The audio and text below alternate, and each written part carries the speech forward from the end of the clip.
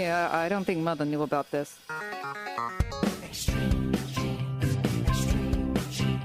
Uncle Marvin was strangled by his own beard.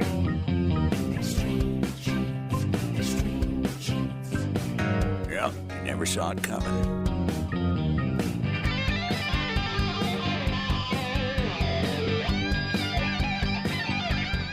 Hey Genies, it is Fisher here, and I hope you enjoy this classic rewind edition of Extreme Genes. And welcome to America's Family History Show, Extreme Genes, and ExtremeGenes.com. It is Fisher here, your radio root sleuth, on the program where we shake your family tree and watch the nuts fall out. Well, it's great to have you along, Genies. We got a great guest today with an incredible story.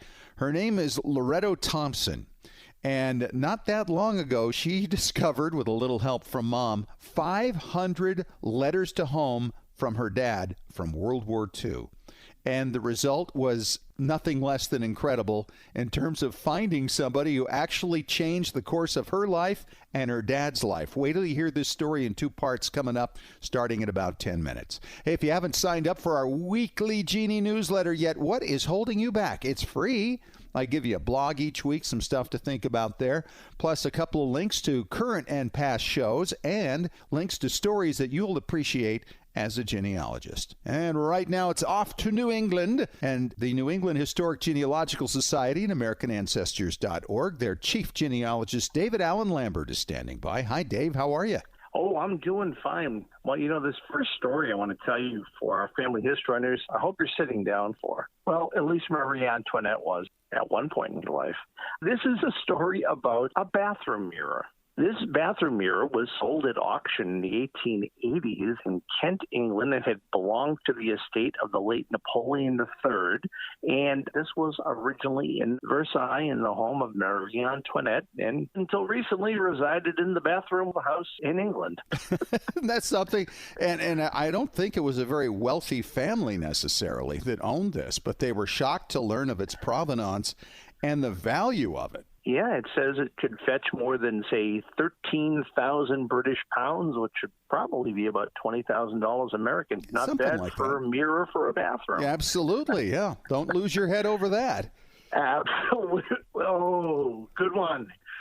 Well, going to our lost and found department, an interesting discovery made by a teenage boy in a British mountain. As we stay with our English news today, a military ID bracelet with a British coin. The British coin was dated 1917, and it turns out it's the date of birth of the person who had the ID. See, the ID belonged to an Australian World War II soldier, and it's now been reconnected with his family. That's a great story. It makes you wonder how it wound up in northern England. I started to think the same thing myself. The soldier himself was killed in a car crash at the age of 43 in Australia.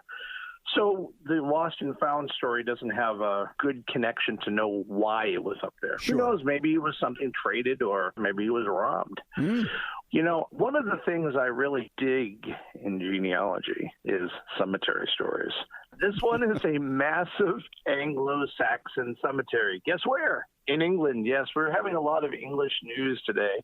This is a cemetery discovered with 154 Anglo-Saxon burials dating back around 1,500 years, holding about 3,000 objects in their graves between weapons and jewelry.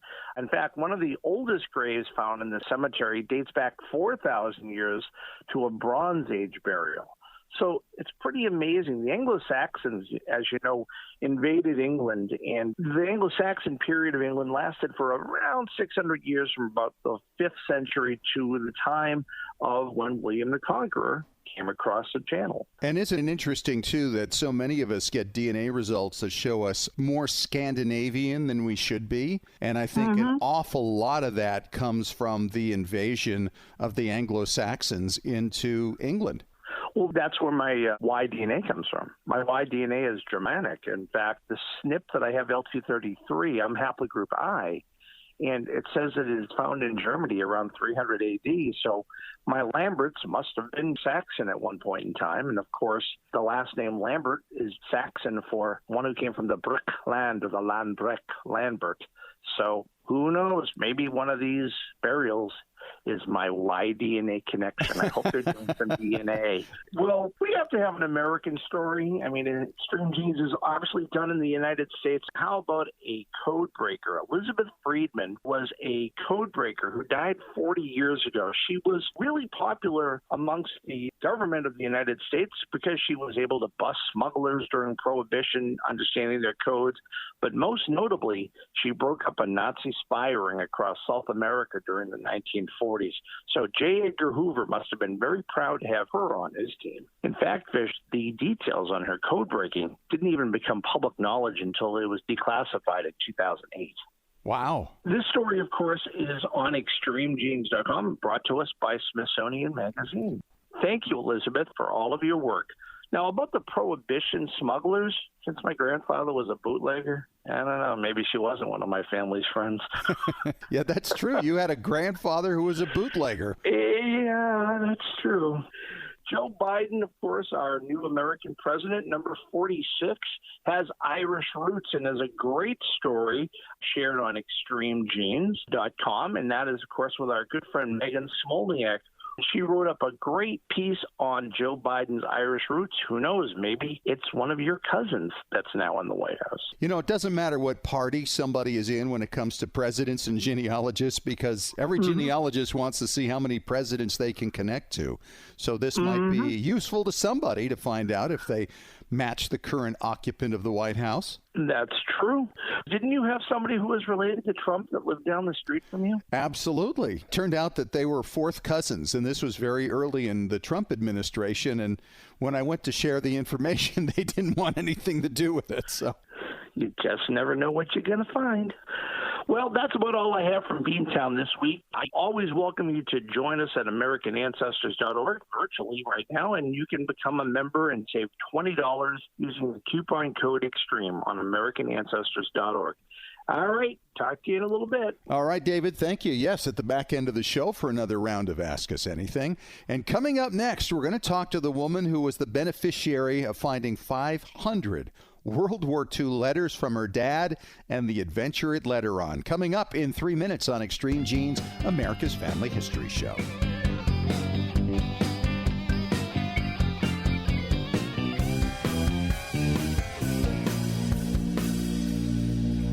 Hey Genies, our sponsors at Ancestry have big news. They've completely redesigned the Ancestry mobile app. Now more than ever, the Ancestry app is your Genie travel companion. Check out their new photo line feature where your photos are turned into an amazing collage you can share on social media. Under Discover, check out your daily picks that shows you the most relevant hints to your research and stories and photos that may be on other people's family trees. You can also click on Pick Up Where You Left Off to see the last person you are working on. And all of this works in sync with your desktop at home. And in sync with newspapers.com, find out what happened on this day in history. And if you want to know what happened on a given day in your family history, use the new widget, Events in Your Family Tree, that gives you ancestral birth dates, death anniversaries, and wedding anniversaries. Plus, check out the Maps feature that ties to your family history. Download the new Ancestry mobile app today. At Legacy Tree Genealogists, we provide families like yours with the stories of your ancestors, a legacy that will be cherished for generations to come. Legacy Tree Genealogists provides genealogy research for clients worldwide, helping them discover their roots and personal history through records, narratives, and DNA analysis. And when your research requires access to on-site archives in the countries your ancestors lived, Legacy Tree Genealogists has researchers in more than 100 countries around the globe who know the local language and how to get their hands on the records you need. Legacy Tree Genealogists is the recommended research firm of genealogy industry leaders worldwide, including MyHeritage, 23andMe, and more. Check out what our clients have to say. Absolutely the best. They communicated through the entire process, and my report arrived on time. The story of my family with supporting documents was very fulfilling. Tom G. Google review. Don't wait any longer. Request your free quote today at legacytree.com. Legacy Tree Genealogists. We do the research. You enjoy the discoveries. Anytime is a great time to learn more about your family. Did you miss Roots Tech Connect this year? It's not too late to experience Roots Tech classes, keynotes, and how-to content. Just visit rootstech.org to see what you missed and to experience Roots Tech Connect on your own timetable. Select inspiring and insightful messages that will help you in your pursuit to connect with and share your family story in new ways. You can then use the free resources found at FamilySearch.org or the Family Search Family Tree app to have a deeper personal experience getting to know your family, past and present. Connecting with family and learning about your ancestors provides healing, peace, and a sense of belonging. And it's easy to share what you learn with others to help and inspire them as well. Visit rootstech.org for some inspiration or visit FamilySearch.org to continue on your journey of family discovery today.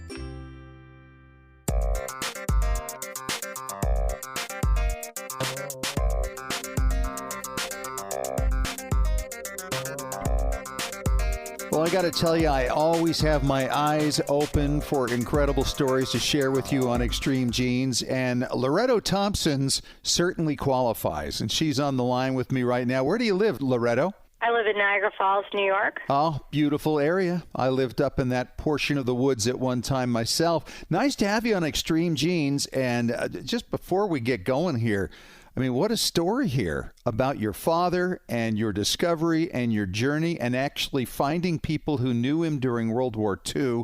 How did you get started in family history? Well, I really wasn't involved in family history because on my father's side, he died when I was 4, and we really didn't know very much about him. But when we discovered all of his World War II letters, in reading them, he would mention different family members, and I had no idea who these people were. So it actually started with Gramps, who he wrote about in the letters.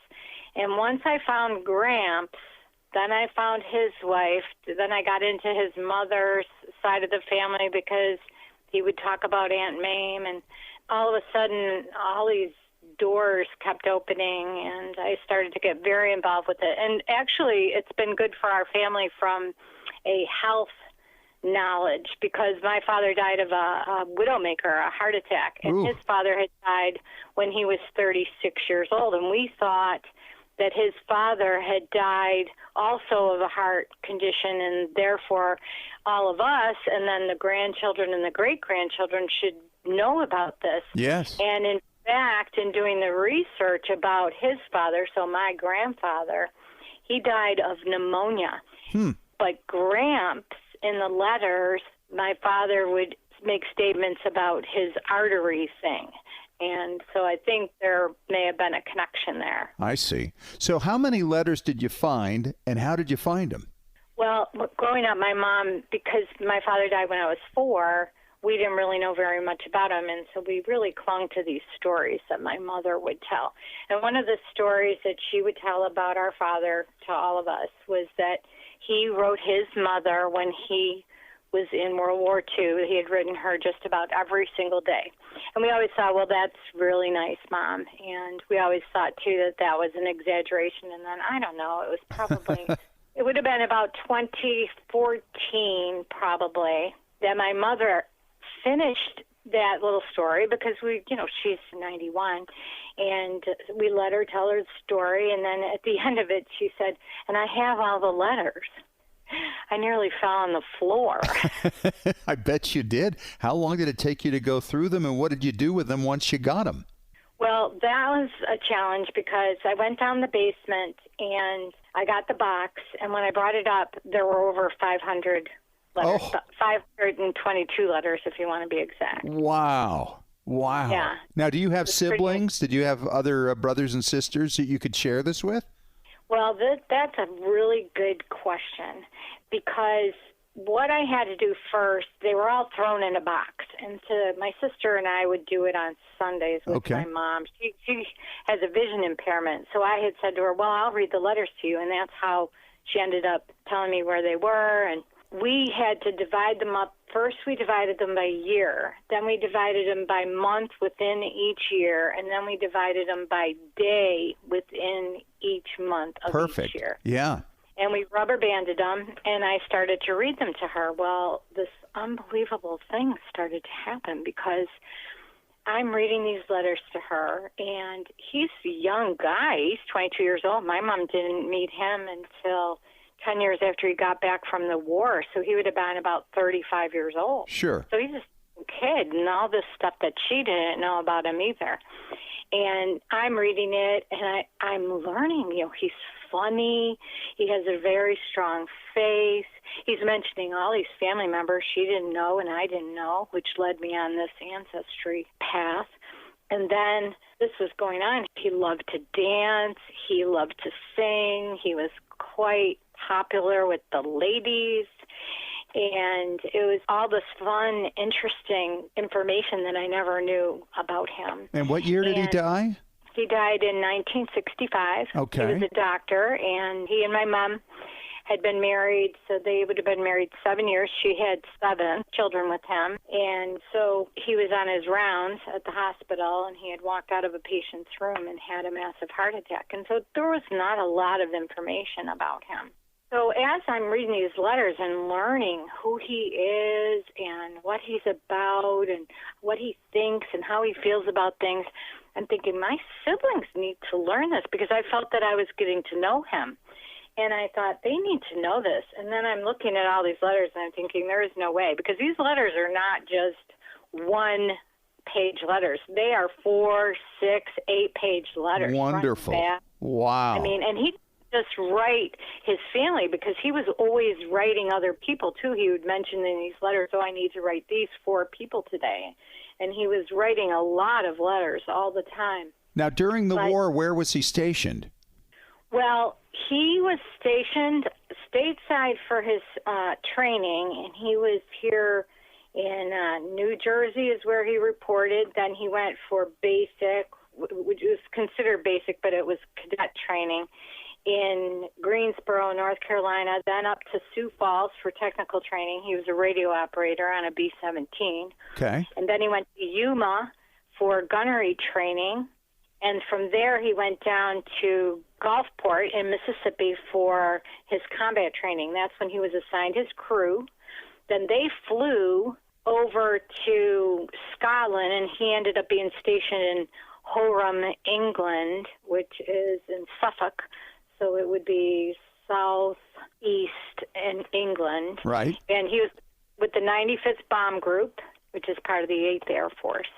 Wow. And so he was running bombing missions over Europe. Correct. Now, he didn't go until toward the end of the war.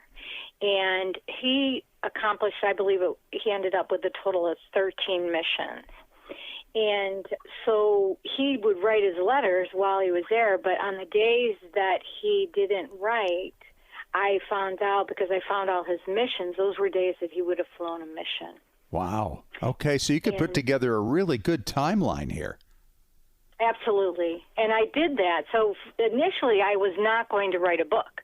Initially, I was going to type up these letters so that my siblings could read them and get to know their father as well. But then what happened while I'm typing up these letters is I wondered about, well, in addition to the family members I would look up, I always wondered about his crew. And in Europe, they censored all of the letters. And so on the outside of every letter, it would say one of the officers' name. Well, frequently, it would say First Lieutenant or Second Lieutenant Roger W. Sundin, who was the pilot of the B-17. And in his letters, he spoke very highly of his pilot. And he would always talk about how he would help him and do things for him and how much respect he had for him. So each year I published a volume of letters for my siblings. So I did one at Christmas. I gave it to them at Christmas. What a gift. 2015, and then I did another one at Christmas 2016, and then another one in 2017. Well, August 2016, I'm really curious now about this pilot because I knew that they had landed in the water. The only thing my mom told me was, your father was so proud of that fish. Well, that sent me down another rabbit hole for the Goldfish Club, which is in the UK, and I made friends over there. Now, wait a minute, Loretto. What is the Goldfish Club? Well, the Goldfish Club is a very elite little club that they had in World War II, and it was created by the Cow Company, I believe was the name of the company, and they manufactured the dinghies and the Mae West, which were the life jackets that were put into the planes. And if you survived a ditching, which is a water landing, as a result, or even a crash or, any kind of a water disaster during the war, and you survived it as a result of a dinghy or a Mae West, a life jacket, then you became a member of the Goldfish Club. Oh. And they had 9,000 members. It was limited to 9,000 members. And so he had this goldfish, and he had the little booklet for the goldfish. So I looked it up, and I found my dear friend now over in the UK, Art Stacy, and he was the president of the Goldfish Club. And I'll tell you, that guy, did so much research for me. Well, he found out that he had ditched, and it was after the war, and it was in the North Sea, May 26th. And, oh, wow. So it's immediately after the war, like 2 weeks. Yes, it is. Right, but all we knew is they ditched, and then I got the date, I got the ship number, and then I went to this archaeology website, Aircraft Archaeology, and I made friends with him. And he was able to find me the actual accident report. So now I knew the ship, the number, the name, the date. I had the accident report from the pilot and the co-pilot explaining what happened. But then I thought to myself, well, geez, my father wrote about so many things, but he never wrote anything horrific because he's writing to his mother. So every letter was written, Dear Mother, Harry, and Mike. And Mike was his dog. Harry was his brother. And so he never said anything horrific, but if he was going to talk about something seriously, he would only write Harry. He did not write that information to his mother. All right, we got to take a break, Loretto. We're up against a hard break right now. Let's take that break, and then when we come back, I just got to give everybody kind of a clue. You're going to hear an amazing twist as to where this story goes when we return in 5 minutes on Extreme Genes, America's Family History Show.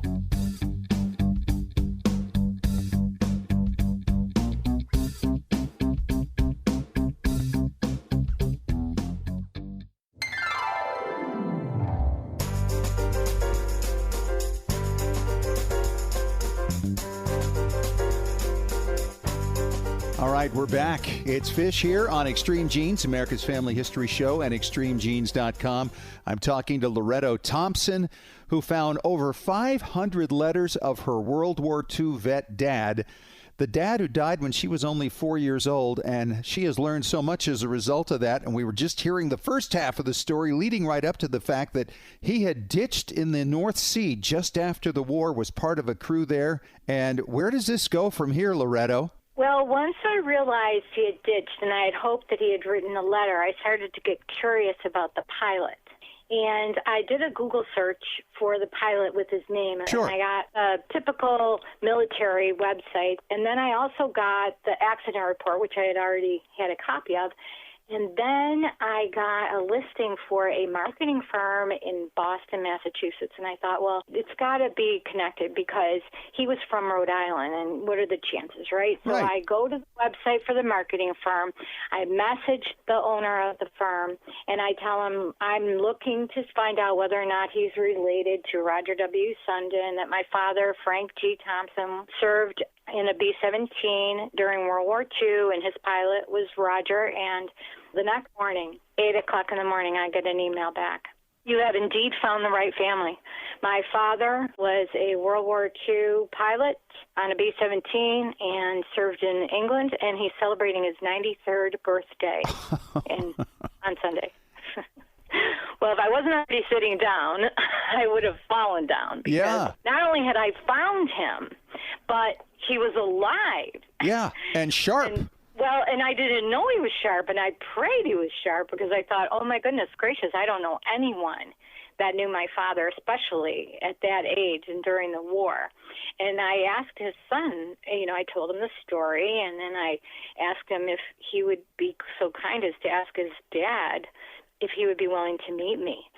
And they had gone to celebrate his birthday, and then he emailed me back and he said, well, I told my father your remarkable story, and he was visibly moved by the fact that you had found him. And he said that absolutely it would be wonderful to meet me and I could stay in their guest room. And it was all set up, and I felt like I was meeting a celebrity. Sure, of course. And Roger was wonderful. I mean, when I got to the door, I had met Geraldine, so Roger Jr.'s wife, and then Roger Jr., and then Gloria, Roger Sr.'s wife. And then here he comes. He's got to be still 6'2". He was 6'4" in the war. Okay. Because my father would write about, he'd say, oh, he's got to be about 6'4". He said, you should see me following after him. Well, my father was 5'10" and slight. So I can imagine the two of them had to be pretty comical, actually. Wow. So he was fabulous. He just was very welcoming, and he started to read the letters. He said, I never knew your father's name was Frank. And I thought, oh, my gosh, isn't that something? When you think about it, all they have is their last name on their uniform, right? Yeah, that's it. Father referred to him as Big Sundon. The only reason I knew he was Roger initially was because we were trying with the Goldfish Club to try to find out what happened. And they said, well, do you have the names of any of the crew members? And my mom says, well, in Mike's room, one brother is named Mike, in his room he had a crew photo.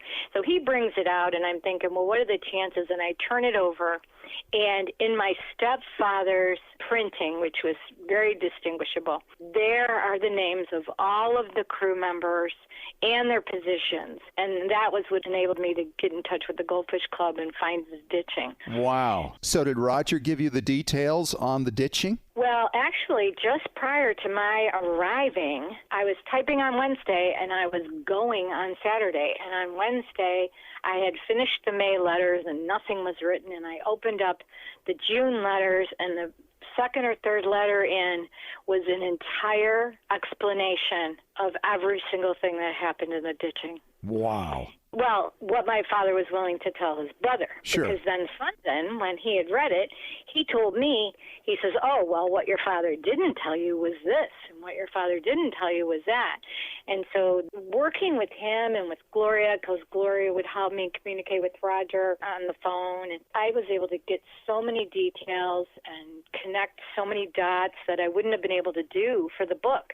And so the book, it's so beautiful because the way we set it up is the reader is joining me, right? We start off where I was. We know my father is dead. We know we don't know very much about him. And then, boom, we find the letters. And so then we start to read the letters together, and then I learn something. I travel somewhere. Or then we read some more letters together, and then I find out something about my family. And then we read some more letters together, and then I meet Big Sundon. And we actually, through the Goldfish Club, Roger and I were invited to the Not Forgotten Association. It's a garden party held at Buckingham Palace. And, of course, Roger and Gloria didn't travel anymore at the time. He was 95, and she would have been 94. So my brother and I went and represented them and my father at the event at Buckingham Palace. Pretty amazing journey. Yeah, it was a great... I would say. Wow, what an adventure the whole thing is. And I'm sure the bonding you must feel with your dad, who you hardly knew, must be so entirely different. It's funny that you would mention that, because at one point when I was at Sundon's and we were all sitting around having dinner, and Roger Jr. is sitting next to me. Now, this will give you an example of how close I felt to my father at that point. We were all talking about different things with the letters, and I turned to Roger Jr. and I said, well, my father told me this and this and this. And he looked at me and he said, he told you? And I thought, oh, my gosh, you're right. He never told me. But he told his family. But to me, he was telling me. And so I felt a big connection. I did a lot of things that he had done. I went to all the places that I could possibly go to that he had been to, out to Sioux Falls, out to Yuma, out to March Field in California. I went over to the 95th Bomb Group in Europe. I met the Goldfish Club. I actually went for a flight in a B-17 airplane. Wow. I sat in his seat and listened to the plane and looked out the windows because I wanted to feel. And so for me, that made me feel so incredibly close to him. We all talk about him now because, see, not only do we have the book that I've published, but we have all the raw letters, the 3 volumes that I gave my siblings. And so now we talk about him as though we knew him and we've known him our whole lives. And this was such a gift because if you think about it, for 50 years, we never talked about him. And here was this incredible life that had been basically dismissed only because we didn't know anything. Yeah. But now with, your genealogy and your ancestry and then this treasure trove of letters that he had left behind, I always like to say it's the voice we've longed to hear because I can hear his voice. I don't know what it sounds like, but I can hear his voice in all those letters. He sent a lot of pictures home, and so I have all the pictures and memorabilia. That's just incredible. Wow. What is the name of your book, and how can people get that if they'd like to read this? The name of the book is An Unexpected Catawample. Catawample is English slang that means to travel with purpose to an unknown destination. It's a catawample. It's a journey. The book is available on Amazon.com, BarnesandNoble.com, Target.com, Walmart.com, BooksAMillion.com. Pretty much if you Google An Unexpected Catawample, you'll be able to find where you can get the book. She's Loretto Thompson, author of a book about the dad she barely knew but knows so well now. Loretto, thank you so much for your time. This is a great story, and we appreciate it. And I really look forward to seeing where this goes from here because I sense it isn't over yet. It's been pretty exciting. And coming up next, Dr. Henry Louis Gates joins us to fill us in on his latest episode of Finding Your Roots on PBS when we return in 3 minutes on Extreme Genes, America's Family History Show.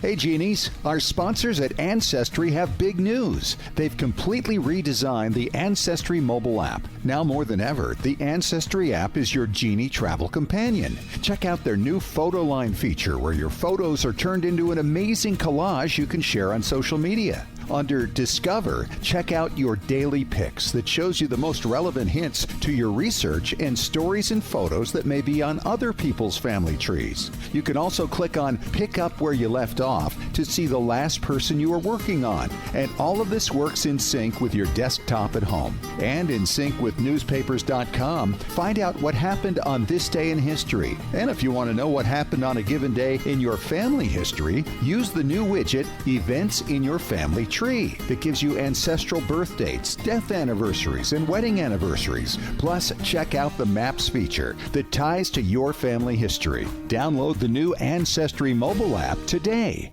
All right, Genies, the masks are off, libraries and archives are opening up, and in part because of the pandemic, there are more records online than ever before.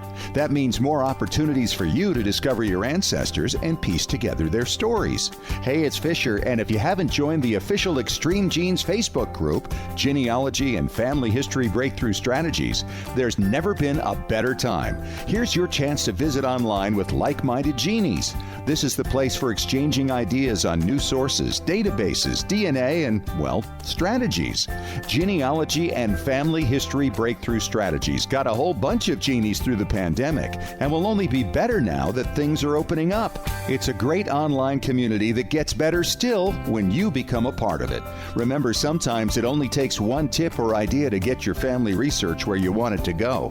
Since it costs you nothing to sign up, why not join us? Genealogy and Family History Breakthrough Strategies. Anytime is a great time to learn more about your family. Did you miss Roots Tech Connect this year? It's not too late to experience Roots Tech classes, keynotes, and how-to content. Just visit rootstech.org to see what you missed and to experience Roots Tech Connect on your own timetable. Select inspiring and insightful messages that will help you in your pursuit to connect with and share your family story in new ways. You can then use the free resources found at FamilySearch.org or the Family Search Family Tree app to have a deeper personal experience getting to know your family, past and present.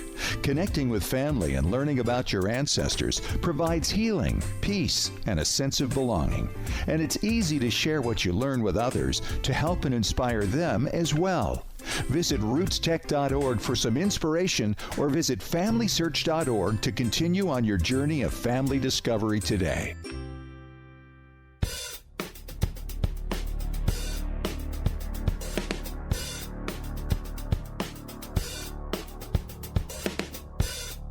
Hey Genies, it is Fisher here, and I hope you enjoy this classic rewind edition of Extreme Genes. Dr. Henry Louis Gates is back with me on the phone from Finding Your Roots on PBS. And Dr. Gates, what do we got coming up this week on the show? Well, this week's episode is entitled No Irish Need Apply.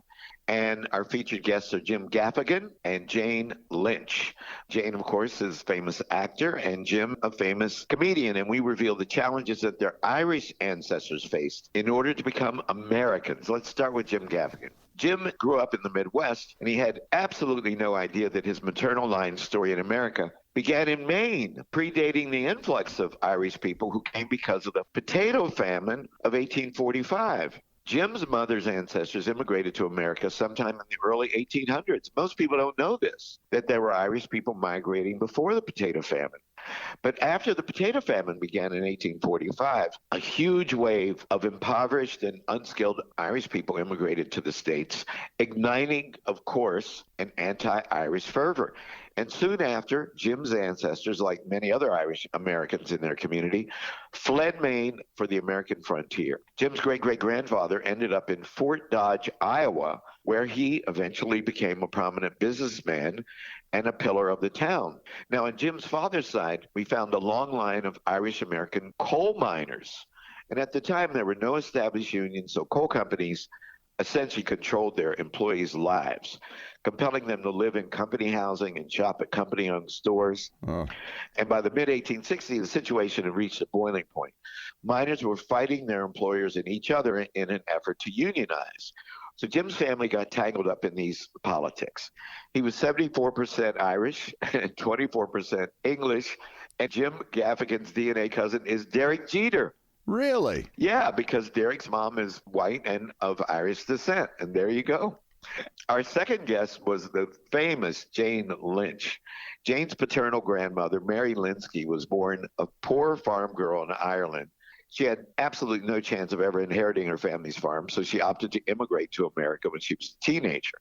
And she made her way to Youngstown, Ohio, where she found a job as a maid, as many Irish female immigrants did, working and living in the home of an older Irish woman who was likely sympathetic to her plight. As a maid, not having to pay for room and board, Mary was able to save enough money to finance her brother John's journey to America. John then brought their younger sister Sarah over.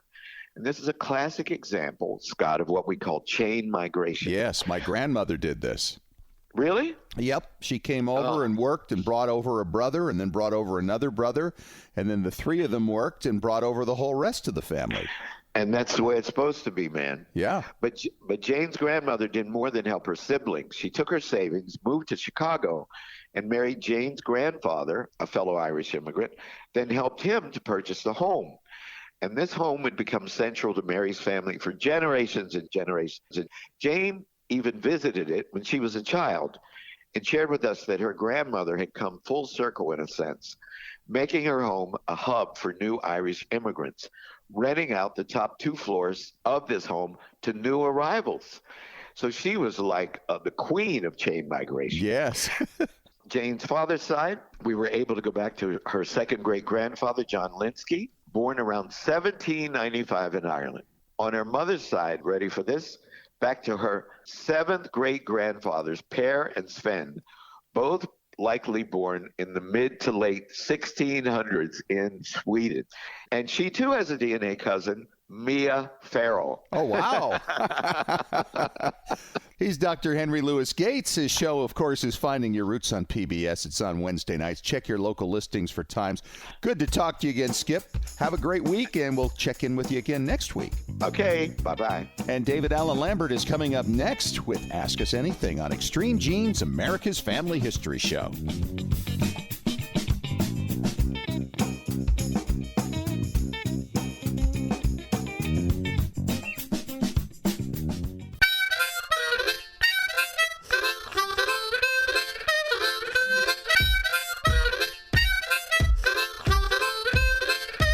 All right, we're back at it for Ask Us Anything on Extreme Genes, America's Family History Show, and ExtremeGenes.com. David Allen Lambert is back from the New England Historic Genealogical Society and AmericanAncestors.org. And Dave, we have a question from Jan in Houston, Texas. And she says, Fish and Dave, what is your heirloom succession plan? I have collected numerous family items over the years and am terrified they will get tossed when I am gone. Great question, Jan. Dave, I guess you can take the first crack at it. I've got some thoughts. Well, I followed suit with what my grandmother used to do.